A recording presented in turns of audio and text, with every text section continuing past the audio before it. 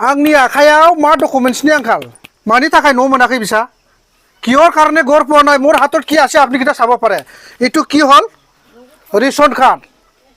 বেয়া ration card বে मा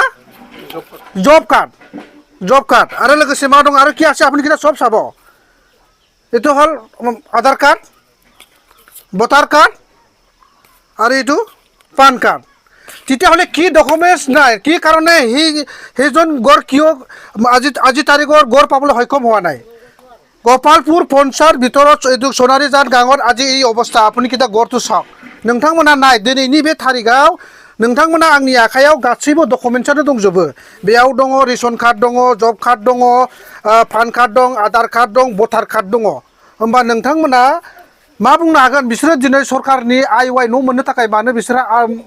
मानो मोनाखै मानि थाखाय बिनि रिजोना मा जानो गैया मोना नामा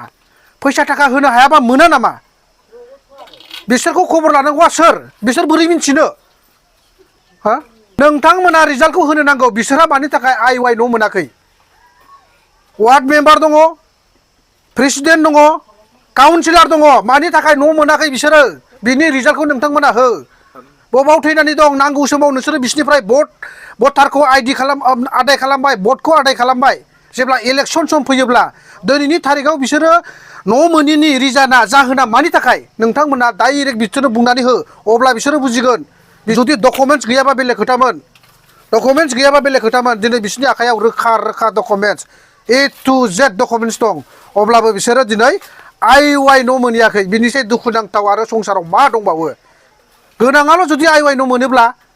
गैयिफ्रा मा जागोन आं बेखौल' आङो जोबनायाव बुङो दैज्लां सौफैबाय नै बावैसोनि गेजेराव दैज्लां जासिगोन नाय नोंथांमोना न'खौ गोजौजों अख्रांखौबो नुहुरो जेखौबो नुहुरो अब्ला बिसोरो माबायदि थागोन माबायदि जागोन नायनो हागोन न'फ्रा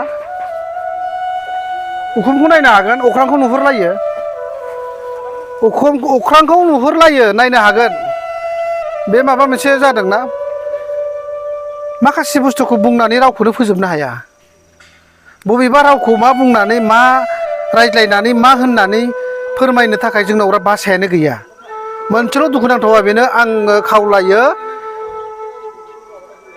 प्रेसिडेन्टआनो जा काउन्सिलरानो जा वार्ड मेम्बारानो जा बिसोरखौ थाब जाहाथे सोंफैनानै होनो हाथावना हाथाया नोंथांमोना खामानि मावोब्ला जों बिराद गोजोनगोन दुखुनांथाव गोपालपुर पन्चायतनि सोनारिजान होननाय गामियावहाय नै बेबायदि न'खर अबस्था दङ आइवाइ दासिमबो मोननो हायाखै जेब्ला बिसोरो इलेक्सन जादोंमोननो बिसानि सासे बोरायखौ आखाइ हमै थखन थुनानै भट होहैदोंमोन नाथाय दा बिसोरा गार्जेन गैला न'खराव हिन्जाव मानसि दङ फिसाफोर दङ दिनैनि तारिखआव बिसोरनि न'आव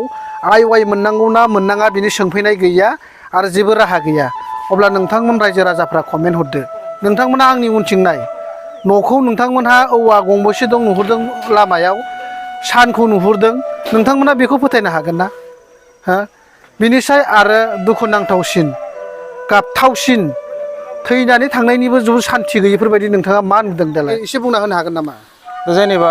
प्रेसिडेन्टनोबो जोङो खोन्थादों काउन्सिलरनोबो गासिनोबो माने मिथिखाजोबगौ आरो न'खरनि बेकग्राउन्डखौ